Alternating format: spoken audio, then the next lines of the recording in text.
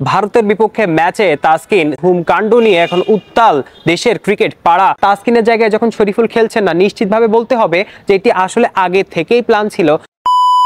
কুল গাছের পাশে দাঁড়িয়ে আছি বা বড়ই যেটাই বলেন না কেন, খেতে মিষ্টি লাগে, দারুণ লাগে, কিন্তু পারতে গেলে অনেক সময় কাটার খোঁচা খেতে হয়। তাসকিন যখন বল করেন তখন উইকেট যখন পান মিষ্টি লাগে, সুন্দর লাগে, কিন্তু এই তাসকিনই এখন খেয়েছেন কাটার খোঁচা। ভারতের বিপক্ষে ম্যাচে তাসকিন স্টেডিয়ামে দেরি করে গিয়েছেন এবং তা নিয়ে তাসকিনের ঘুম কাণ্ড নিয়ে এখন উত্তাল দেশের ক্রিকেট পাড়া। এবং এই যে উত্তাল অবস্থায় তাসকিন তার যে অবস্থান সেটি পরিষ্কার করেছেন। এর আগে একটি বাংলাদেশের জাতীয় দৈনিককে তিনি সাক্ষাৎকার দিয়েছেন এবং তার পরবর্তীতে আজকে ফেসবুক স্ট্যাটাসের মাধ্যমে কিন্তু তিনি জানিয়ে দিয়েছেন, নিজের অবস্থান পরিষ্কার করেছেন, তিনি কি বলতে চান। তাসকিন বাংলাদেশের যে সাংবাদিক যারা রয়েছেন, আমাদের মতো যারা ক্রীড়া সাংবাদিকতা করেন, তাদের উদ্দেশ্যে একটি কথা বলেছেন, যেন পরিবেশটাকে বিষাক্ত না করা হয়। এই একই কথাই আমিও বলতে চাইবো, তাসকিন যে কথাটি বলতে চাইছেন একই কথাই বলতে চাইবো, যেন পরিবেশটাকে বিষাক্ত করে না দেওয়া হয়। কিন্তু এই যে সামগ্রিক ঘটনা, এখানে আসলে দোষটা কার? এখানে দোষটা আপনি কাকে দিবেন? ঠিক দেখুন, তাসকিন একজন ক্রিকেটার মানুষ, ক্রিকেটার হওয়ার আগে তিনি একজন মানুষ এবং তার ঘুম আসতে পারে, স্বাভাবিক ব্যাপার। তবে এটাকে আসলে ডিফেন্ড করছি না, তিনি একজন ক্রিকেটার, দায়িত্বশীল মানুষ, তাকে যথাসময়ে উঠে ম্যাচের জন্য প্রিপারেশন নিতে হবে।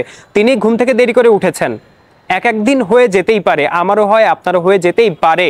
বিশ্বকাপ স্কোয়াডে তিনি ভাইস ক্যাপ্টেন, এটা মাথায় রাখতে হবে, তিনি বিশ্বকাপ স্কোয়াডের ভাইস ক্যাপ্টেন। তাকে আপনি হোটেলে এসে আপনার কল ধরছে না বলে আপনি যে সেই অবস্থায় তাকে রেখে চলে যাবেন কেন? এখানে টিম ম্যানেজমেন্টে যারা রয়েছেন, তাহলে তাদের ভূমিকাটা আসলে কি? তাসকিন না হয় দায়িত্বশীল আচরণ করেননি, তাহলে তাকে রেখে মাঠে চলে যাওয়া দায়িত্বশীল আচরণের মধ্যে পড়ে? একজন প্লেয়ার যখন রিপোর্টিং করার কথা, তখন যিনি রিপোর্টিং করতে পারছেন না, তিনি আপনার দলের ভাইস ক্যাপ্টেন, একাদশের প্লেয়ার, তিনি কোন অবস্থায় আছেন সেই খোঁজ আপনি নেবেন না?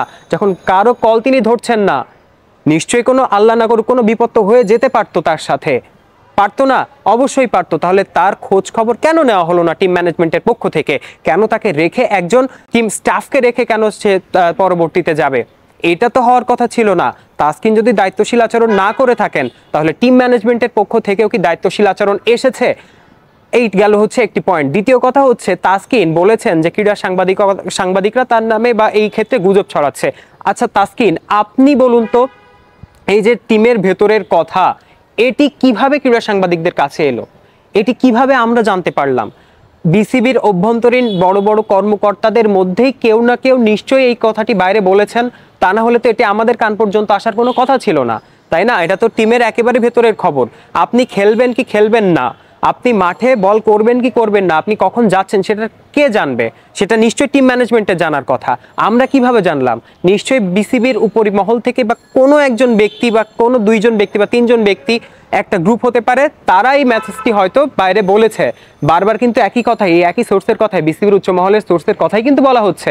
তাহলে তারা কেন বাইরে এই তথ্যটি দিচ্ছে? এই ঘটনা কিন্তু নতুন না, এর আগেও আমরা একই ঘটনা দেখেছি। এর ঘটনা সাক্ষী বাংলাদেশ ক্রিকেট, এর আগেও হয়েছে।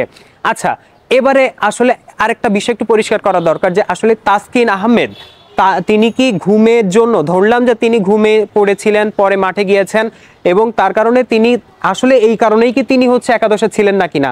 আমার কিন্তু বিষয়টি মনে হয় না। কেন মনে হয় না?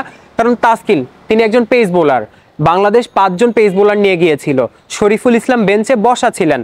এই যে শরীফুল ইসলামকে না খেলিয়ে তাসকিন যখন খেলবেন না, তার জায়গায় লাইক টু লাইক সাবস্টিটিউশন তো একজন পেসারই হবেন, শরীফুল ইসলাম। তাহলে তাসকিনের জায়গায় যখন শরীফুল খেলছেন না, নিশ্চিতভাবে বলতে হবে যে এটি আসলে আগে থেকেই প্ল্যান ছিল, যে একজন অতিরিক্ত ব্যাটসম্যান হয়তো বাংলাদেশ টিম ভারতের বিপক্ষে খেলাতে চাইবেন। আপনি 2 পেসার নিয়ে মাঠে নেমেছিলেন সেই দিন, তৃতীয় পেসার হিসেবে যদি তাসকিন আপনার দলে থাকতোই, তাহলে তাসকিনের অনুপস্থিতিতে আরো একজন পেসার আসবে। আমি পরিষ্কার করে বলছি, যেহেতু তাসকিনের জায়গায় একজন পেসার না এসে ব্যাটসম্যান এসেছেন, পেসার অ্যাভেলেবল থাকা সত্ত্বেও শরীফুল ইসলাম আপনার দলের অন্যতম সেরা বোলার, দেশের অন্যতম সেরা ইনফর্ম বোলার, আপনার বেঞ্চে বসে থাকা সত্ত্বেও যখন একজন ব্যাটসম্যান খেলছেন, তখন এটি টিম ম্যানেজমেন্টেরই প্ল্যানিং ছিল যে তাসকিন খেলবেন না।